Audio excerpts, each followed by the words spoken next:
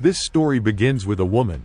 Millie Calloway arrives at a massive Long Island mansion owned by the wealthy Winchester family. She hands over a thick, impressive resume, but in her own mind, she admits the truth. It's all lies. Millie just got out of prison after serving 10 years. She's been living in her car, struggling to find work. She doesn't expect the elegant but tense housewife, Nina Winchester, to ever call her back, but she does. Millie gets the job, and it's live-in. She meets Nina's husband, Andrew, who seems calm and charming, their distant daughter Cece, and Enzo, the quiet groundskeeper who seems to observe everything. Millie's room is in the attic, and there's a deadbolt lock on the outside of the door. At first, Nina just seems high-strung. But then one morning, Millie wakes up to chaos. Nina is screaming and trashing the kitchen, accusing Millie of throwing away important PTA notes. Andrew rushes in and gently calms Nina down before apologizing to Millie. That becomes the pattern. Nina explodes. Andrew plays the hero.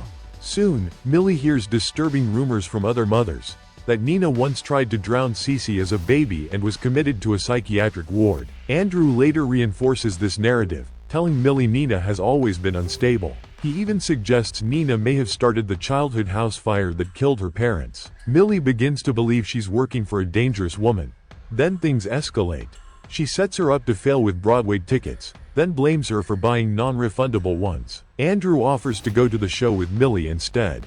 In secret, after dinner and a hotel stay, Nina floods Millie's phone with angry texts. Andrew comforts her. They sleep together. When they return home, Nina suddenly acts calm, almost too calm. She exposes Millie's prison sentence in front of Andrew, then later gives Millie her own car to drive. At the grocery store, Millie learns Nina tracked her phone. She knows about the affair. Moments later, police show up. The car is reported stolen. Andrew bails her out. Nina confronts them with proof of the affair, a playbill from the Broadway show. Andrew explodes and throws Nina out of the house. Just like that, Millie thinks she's won. She and Andrew begin living together openly. But then one night, after she accidentally breaks expensive china, Andrew gives her a drink in the attic. Millie wakes up locked inside.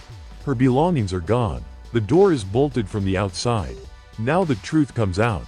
The story shifts back to Nina. Leaving the house was never a defeat, it was her plan. Through a letter to her daughter Cece, Nina reveals everything Andrew did to her. He criticized her appearance, then locked her in the attic until she plucked 100 strands of her own hair, with visible follicles. If one strand failed, she had to start over. He drugged her and staged the bathtub incident to make it look like she tried to drown Cece. He had her committed. Every small mistake meant more attic punishment. When she tried to escape with Enzo's help, Andrew retaliated by having her institutionalized again. So Nina decided to survive the only way she could. She needed Andrew obsessed with someone else. Millie wasn't chosen randomly. She was bait. The film then reveals Millie's own past. In college, she killed her roommate's boyfriend after catching him raping her. Her roommate denied it. Millie went to prison for 10 years. She knows how to deal with predators. Back in the present, Andrew forces Millie to punish herself for breaking the china. 21 cuts into her stomach with a shard for each broken piece. She complies. When he returns to free her, she stabs him in the neck with a hidden knife and locks him in the attic instead. She smashes the rest of the china to increase his suffering and forces him to rip out his own tooth with pliers before leaving him trapped. Meanwhile, Nina returns home after Cece insists they bring Millie with them. But Andrew breaks free. He throws Nina down the stairs and chases Millie.